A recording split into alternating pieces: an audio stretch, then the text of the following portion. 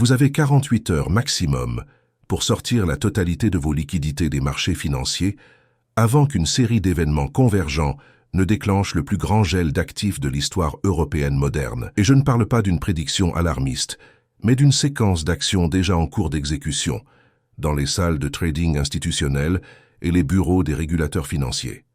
Pendant que vous écoutez ces mots, des mécanismes légaux et techniques sont positionnés pour transformer vos comptes d'investissement liquides en positions gelées que vous ne pourrez ni vendre ni retirer pendant des mois, peut-être des années. Et dans les 30 prochaines minutes, je vais vous révéler exactement pourquoi les signaux d'alarme que je surveille depuis des années viennent tous de passer au rouge simultanément cette semaine. Mais avant de plonger dans les détails techniques de ce qui approche, laissez-moi vous dire quelque chose qui devrait glacer votre sang. Les restrictions de capital qui ont été testées en Grèce et à Chypre il y a une décennie ne sont pas des aberrations historiques isolées. Ce sont les répétitions générales du protocole qui sera déployé à travers toute la zone euro lors de la prochaine crise systémique. Et cette crise vient de commencer. Les marchés obligataires européens sont entrés en mode panique silencieuse depuis 72 heures. Un phénomène que les médias financiers mainstream ne couvrent pas encore, parce que les relations publiques des banques centrales et des ministères des Finances travaillent frénétiquement pour maintenir l'apparence de normalité. Les spreads sur les obligations italiennes à 10 ans ont explosé de 40 points de base en 3 jours, un mouvement qui, dans le langage technique des marchés, signifie que les investisseurs professionnels fuient massivement la dette souveraine européenne périphérique. Quand vous voyez les Bunds allemands, considérés comme l'actif le plus sûr d'Europe, afficher une volatilité intra-journalière qui dépasse tout ce qui a été observé depuis la crise de la dette souveraine de 2012, vous savez que quelque chose de fondamental s'est cassé dans la plomberie du système financier. Les desks de trading obligataires des grandes banques françaises rapportent des difficultés massives à trouver des contreparties pour des transactions qui auraient été exécutées instantanément il y a encore une semaine. Cette évaporation de liquidités est le signal le plus fiable qu'une crise de confiance systémique est en train d'émerger. Et l'histoire nous enseigne que le temps entre les premiers signaux et le gel complet des marchés se mesure en jours, pas en semaines. La Banque centrale européenne a convoqué une réunion d'urgence non programmée il y a exactement 56 heures, une information qui a fuité via des sources dans les ministères des Finances, mais qui n'a pas été officiellement confirmée, parce que confirmer une réunion d'urgence déclencherait immédiatement la panique que la BCE essaie désespérément d'éviter. Ces réunions d'urgence non programmées ne se produisent que dans des circonstances extraordinaires, quand quelque chose dans le système financier menace de s'effondrer si rapidement que les protocoles normaux de décision ne peuvent pas suivre le rythme des événements. La dernière fois qu'une telle réunion a eu lieu, c'était en mars 2020 quand les marchés s'effondraient à cause de la pandémie. Et la BCE a dû annoncer un programme d'urgence de 1 000 milliards d'euros pour empêcher un effondrement total. Cette fois, le problème n'est pas une pandémie externe, mais des fractures structurelles internes dans le système bancaire et obligataire européen qui ont atteint un point de rupture critique. Les flux de capitaux sortant des fonds monétaires européens ont atteint des niveaux records cette semaine, avec plus de 15 milliards d'euros retirés en 3 jours, le rythme de sortie le plus rapide jamais enregistré en dehors des crises majeures déclarées. Ces fonds monétaires sont censés être les véhicules d'investissement les plus sûrs et liquides où les investisseurs institutionnels et les trésoriers d'entreprises parquent leur cash à court terme. Quand vous voyez un exode massif de ces fonds, cela signifie que les professionnels les plus sophistiqués du marché sont en train de fuir vers des actifs encore plus sûrs ou vers du cash pur, un comportement qui précède toujours les effondrements systémiques. Et voici ce que vous devez comprendre. Ces investisseurs institutionnels ont accès à des informations et des analyses que vous n'avez pas. Ils voient des choses dans les bilans bancaires et les positions de risque que le public ne découvrira que quand il sera trop tard, et quand ils bougent tous dans la même direction simultanément, vous devez bouger aussi, immédiatement, sans poser de questions. Mais ce n'est rien à côté de ce qui se passe dans le système bancaire français en ce moment même. 3 banques régionales françaises de taille moyenne ont discrètement demandé des lignes de crédit d'urgence à la Banque de France au cours des 10 derniers jours, des informations que j'ai obtenues via des sources dans les milieux bancaires, mais qui ne seront jamais publiées officiellement, parce que révéler publiquement que des banques ont besoin de liquidités d'urgence déclencherait des paniques bancaires. Ces lignes de crédit d'urgence ne sont demandées que quand une banque fait face à des retraits massifs de dépôts ou à des pertes soudaines sur ses positions d'investissement qui menacent sa solvabilité à court terme. Le fait que 3 banques en même temps aient besoin de ce support suggère que le problème n'est pas idiosyncratique, mais systémique, qu'il existe une source commune de stress qui affecte simultanément plusieurs institutions. Et si vous pensez que vos dépôts sont protégés par la garantie des dépôts bancaires jusqu'à 100 000 €, rappelez-vous que cette garantie n'existe que sur papier, financée par un fonds qui représente moins d'1% des dépôts totaux et qui serait épuisé en quelques heures si plusieurs banques s'effondraient simultanément. Les dérivés de crédit sur les banques européennes, ces instruments que les hedge funds utilisent pour parier sur ou se couvrir contre les défauts bancaires, affichent des mouvements de prix qui n'ont pas été vus depuis 2016, quand Deutsche Bank était au bord de l'effondrement. Les CDS sur Société Générale ont augmenté de 50% en une semaine, ceux sur BNP Paribas de 40%, ceux sur Crédit Agricole de 35%. Ces mouvements ne sont pas de la volatilité normale, ce sont des signaux que les traders professionnels augmentent massivement leur position de protection contre un événement de crédit majeur dans le secteur bancaire français. Et rappelez-vous, ces traders ne spéculent pas sur des possibilités abstraites, ils ont des modèles quantitatifs sophistiqués qui analysent en temps réel les expositions bancaires, les ratios de capital, les concentrations de risque, et quand ces modèles montrent une probabilité significative de défaut, les positions de protection explosent en prix exactement comme nous le voyons maintenant. Le marché des repos européens, cette infrastructure critique où les banques se prêtent entre elles à très court terme en utilisant des obligations comme collatéral, montre des signes de dysfonctionnement sévères avec des taux qui ont soudainement explosé à la hausse et des haircuts sur le collatéral qui se sont élargis dramatiquement. En langage simple, cela signifie que les banques ne se font plus confiance entre elles et exigent des taux d'intérêt beaucoup plus élevés et beaucoup plus de collatéral pour se prêter de l'argent même pour 24 heures. Cette perte de confiance interbancaire est exactement le mécanisme qui a transformé la crise des subprimes américains en crise financière globale en 2008. Quand les banques arrêtent de se prêter entre elles, le système de crédit qui fait fonctionner l'économie moderne se grippe instantanément et les gouvernements et banques centrales n'ont d'autre choix que d'intervenir avec des mesures d'urgence drastiques qui incluent toujours des restrictions sur les mouvements de capitaux pour empêcher la panique de détruire tout le système.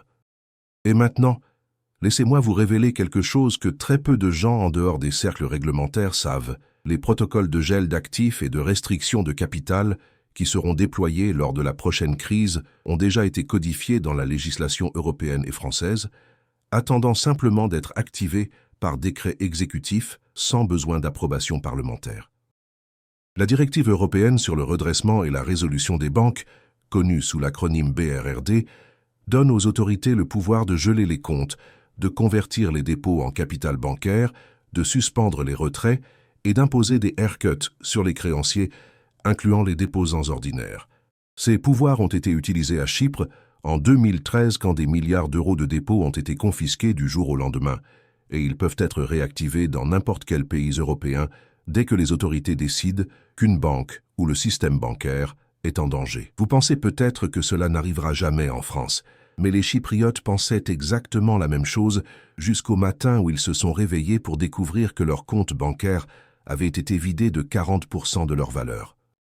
Les marchés actions européens affichent une divergence technique massive entre les indices qui continuent à monter, portés par un nombre décroissant de grandes capitalisations, pendant que la breadth du marché, le pourcentage d'actions individuelles qui montent, s'effondre. Cette divergence est un signal classique de sommet de marché où les derniers acheteurs poussent quelques noms populaires à des niveaux records pendant que la majorité du marché est déjà en correction silencieuse.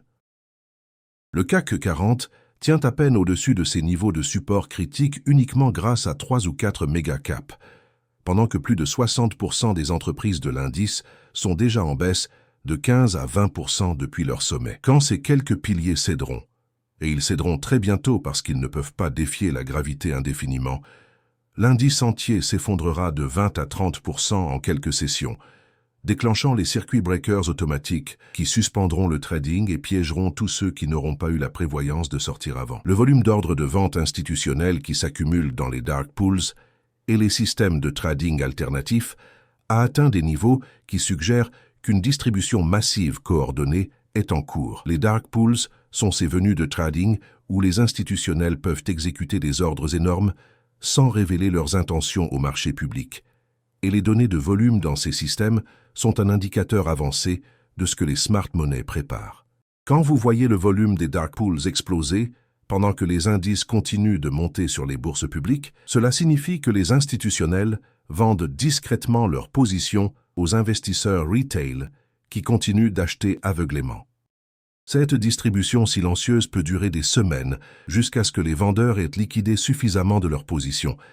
Et puis soudainement le support disparaît et le marché public s'effondre verticalement parce qu'il ne reste que des vendeurs et plus d'acheteurs.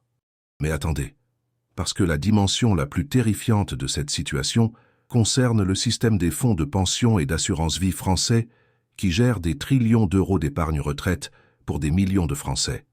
Ces fonds sont massivement investis en obligations d'État et d'entreprises européennes qui ont perdu 20 à 30% de leur valeur de marché avec la remontée des taux, créant des trous béants dans leur bilan. Les réglementations actuelles leur permettent de ne pas reconnaître ces pertes, tant qu'ils détiennent les obligations jusqu'à maturité, mais cette fiction comptable s'effondrera instantanément si une crise de liquidité les force à vendre des obligations avant leur échéance pour honorer des rachats massifs. Le scénario cauchemar qui empêche les régulateurs de dormir la nuit est celui où une panique financière déclenche une vague de rachats sur les fonds d'assurance-vie, forçant ces fonds à liquider leurs obligations à perte dans un marché en chute libre, créant une spirale où les ventes forcées font baisser les prix qui déclenchent plus de rachats, qui forcent plus de ventes. Pour empêcher ce scénario, les régulateurs déploieront immédiatement des suspensions de rachats, gelant votre épargne retraite pendant des mois ou des années, jusqu'à ce que le marché se stabilise, si jamais il se stabilise. Les tensions géopolitiques, qui ont explosé au cours des dernières 48 heures, ajoutent une couche supplémentaire de risques systémiques qui pourrait servir de catalyseur immédiat pour déclencher l'effondrement financier. Les développements au Moyen-Orient ont pris un tournant qui menace de dégénérer en conflit régional majeur, ce qui enverrait les prix du pétrole vers 150 à 200 $ le baril en quelques semaines. Une telle explosion des prix énergétiques détruirait instantanément les marges bénéficiaires des entreprises européennes déjà comprimées, déclencherait une nouvelle vague d'inflation qui forcerait la BCE à remonter encore les taux et créerait une récession profonde qui transformerait les pertes latentes du système bancaire en pertes réalisées. Les marchés actuels ne prisent absolument pas ce risque géopolitique, supposant implicitement que la situation se stabilisera.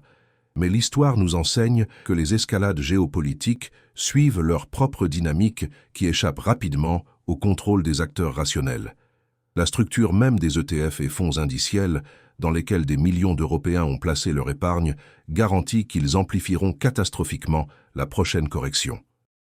Ces véhicules d'investissement passif détiennent maintenant plus de 40% de la capitalisation des marchés actions européens, créant une concentration de risque massive. Quand les rachats commenceront lors de la prochaine panique, les gestionnaires d'ETF seront forcés de vendre mécaniquement les actions sous-jacentes pour honorer les demandes de sortie, créant une pression vendeuse qui fera baisser les prix qui déclenchera plus de rachats dans une spirale auto-réalisatrice. Et voici le détail technique que peu comprennent. La plupart des ETF utilisent des techniques d'optimisation et de réplication synthétique qui signifient qu'ils ne détiennent pas réellement toutes les actions de l'indice qu'ils sont censés répliquer.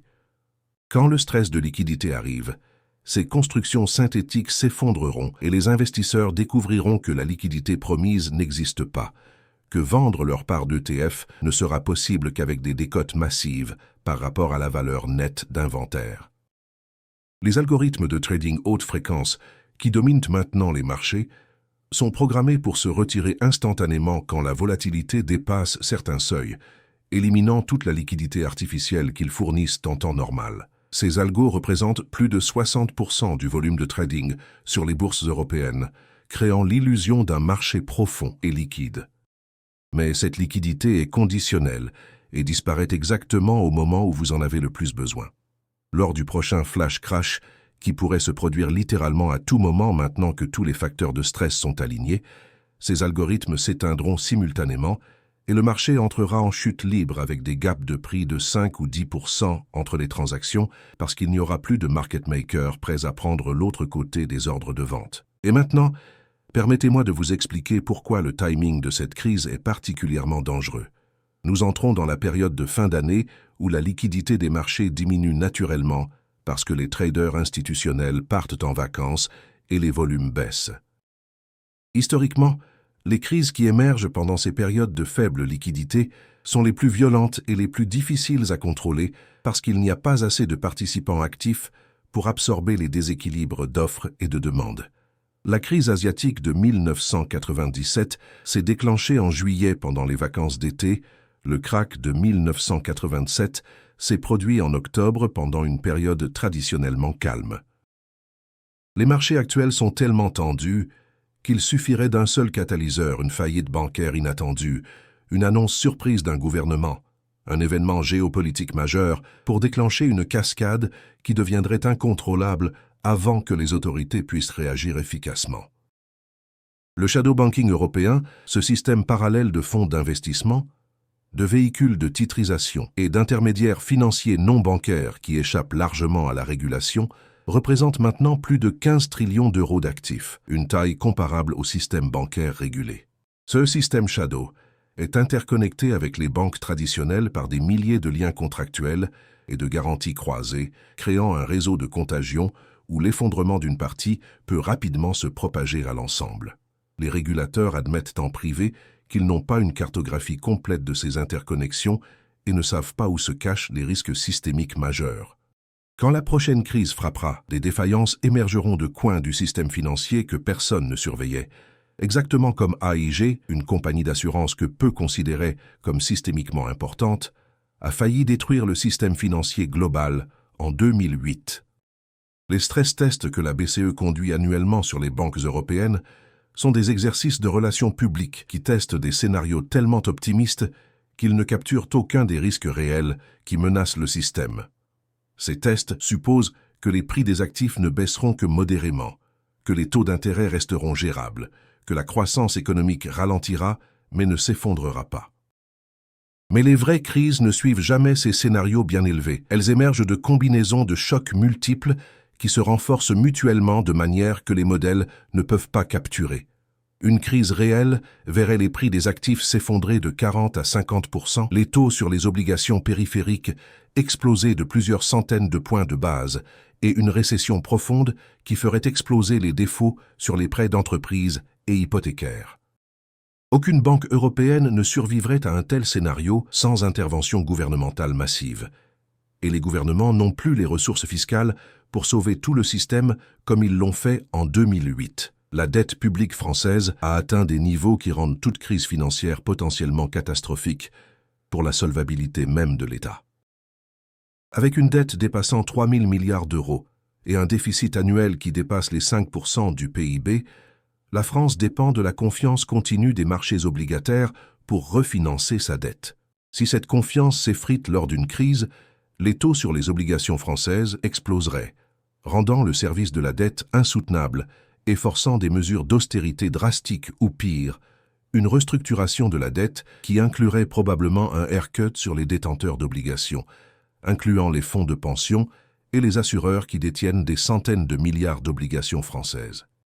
Le scénario grec pourrait se répéter en France, mais à une échelle qui menacerait l'existence même de l'euro parce que la France est trop grande pour être sauvée par les autres pays de la zone euro. Et maintenant, la partie critique que vous devez comprendre pour agir immédiatement. Les signes que je viens de décrire ne sont pas des prédictions de ce qui pourrait arriver dans quelques mois. Ce sont des observations de ce qui est déjà en train de se passer en ce moment. Les investisseurs institutionnels sortent déjà. Les tensions dans le système bancaire augmentent déjà. Les marchés obligataires dysfonctionnent déjà. Les protocoles de crise sont déjà en cours de préparation dans les ministères et les banques centrales.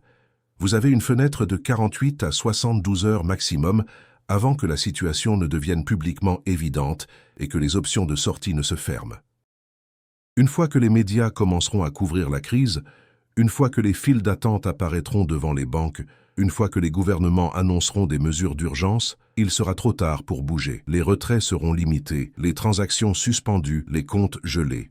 La première action à prendre immédiatement, aujourd'hui, sans attendre, est de liquider toutes vos positions en actions européennes et de convertir en cash. Oui, vous manquerez peut-être quelques derniers pourcents de hausse, si je me trompe sur le timing exact, mais ce risque est infinitésimal comparé au risque de perdre 30 à 50% de votre capital si la correction commence avant que vous ne sortiez.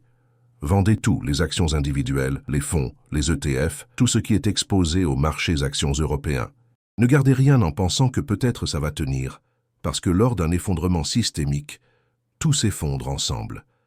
La diversification entre différentes actions ou secteurs ne vous protégera pas, seul le cash vous protégera. La deuxième action est de retirer physiquement du cash de vos comptes bancaires et de le stocker de manière sécurisée. Je ne parle pas de retirer la totalité de votre épargne, ce qui serait impraticable et dangereux, mais retirer suffisamment pour couvrir plusieurs mois de dépenses essentielles, au cas où les banques imposeraient des limites de retrait ou suspendraient temporairement l'accès aux comptes. Nous avons vu en Grèce comment, du jour au lendemain, les ATM ont été limités à 60 € par jour et les virements bancaires suspendus. Avoir quelques milliers d'euros en cash physique dans un coffre-fort à domicile vous donnera la flexibilité de continuer à fonctionner pendant une période de restriction bancaire. La troisième dimension de protection est de diversifier votre cash entre plusieurs banques, pas plus de 100 000 € dans aucune institution unique pour rester sous la limite de garantie des dépôts. Ne mettez pas toute votre liquidité dans une seule banque, même si c'est plus pratique, parce que si cette banque fait face à des problèmes, vous pourriez être piégé pendant des mois dans un processus de résolution. Répartissez entre au moins 3 ou 4 institutions différentes, en privilégiant les plus grandes et les mieux capitalisées. La quatrième stratégie concerne vos investissements en assurance vie et fonds de pension. Si vous avez des contrats en unités de compte investis en actions ou obligations, demandez immédiatement un arbitrage vers des fonds euros ou monétaires qui sont garantis en capital. Oui, les rendements sur ces fonds garantis sont faibles, mais préserver votre capital est infiniment plus important que chercher quelques pourcents de rendement supplémentaires, alors que le système entier est au bord de l'effondrement. Et soyez préparés à ce que votre demande d'arbitrage prenne plusieurs jours à être exécutée. C'est pourquoi vous devez agir immédiatement, pas demain ou la semaine prochaine. La cinquième dimension de protection implique d'acheter de l'or physique, pas des ETF or ou des certificats papier, mais de l'or que vous pouvez tenir dans votre main et stocker de manière sécurisée. 5 à 10% de votre patrimoine liquide en or physique est une assurance raisonnable contre un effondrement systémique qui verrait la valeur des actifs papiers s'évaporer. L'or conserve sa valeur lors des crises précisément parce qu'il existe en dehors du système financier. Il ne dépend pas de la solvabilité d'une contrepartie ou de la stabilité d'une institution. Lors de la prochaine crise, quand les banques fermeront et les marchés gèleront, votre or sera toujours là avec sa valeur intacte. La sixième stratégie concerne la diversification géographique de vos actifs. Si possible, ouvrez des comptes dans des juridictions en dehors de la zone euro, en Suisse par exemple, ou dans d'autres pays avec des systèmes bancaires solides et une tradition de stabilité. Cette diversification géographique vous donnera des options si des restrictions de capital sont imposées dans votre pays de résidence. Les Grecs et les Chypriotes, qui avaient eu la prévoyance de placer une partie de leurs actifs hors de leur pays, ont pu préserver leur patrimoine, pendant que ceux qui avaient tout localement ont été piégés et confisqués. Mais la stratégie la plus importante de toutes est psychologique et concerne votre capacité à agir contre le consensus et à ignorer le ridicule que vous pourriez subir de la part de ceux qui ne comprennent pas la gravité de la situation. Vos amis vous diront que vous êtes paranoïaque. Vos conseillers financiers vous diront que vous perdez de l'argent en sortant du marché. Les experts à la télévision vous diront que tout va bien et que c'est le moment d'acheter. Ignorez tout ce bruit. Les foules ont toujours tort au point de retournement. Et ceux qui auront le courage d'agir maintenant contre l'avis de la majorité seront ceux qui préserveront leur capital pendant que les autres le verront s'évaporer. Le moment d'agir n'est pas quand la crise sera confirmée officiellement, parce qu'à ce moment, les portes seront déjà fermées. Le moment d'agir est maintenant, immédiatement, pendant que les marchés sont encore ouverts, pendant que les banques fonctionnent encore normalement, pendant que vous avez encore le contrôle de vos actifs. Dans 48 heures, peut-être moins, cette fenêtre pourrait se fermer brutalement, et vous regretterez pour le reste de votre vie de n'avoir pas agi quand vous le pouviez encore. Les signes sont tous là, alignés comme jamais auparavant, clignotant en rouge vif pour ceux qui savaient les lire. Vous avez maintenant toutes les informations nécessaires pour prendre la décision la plus importante de votre vie financière. Allez-vous agir ou allez-vous attendre et espérer que d'une manière ou d'une autre cette fois sera différente? L'histoire est claire sur ce qui arrive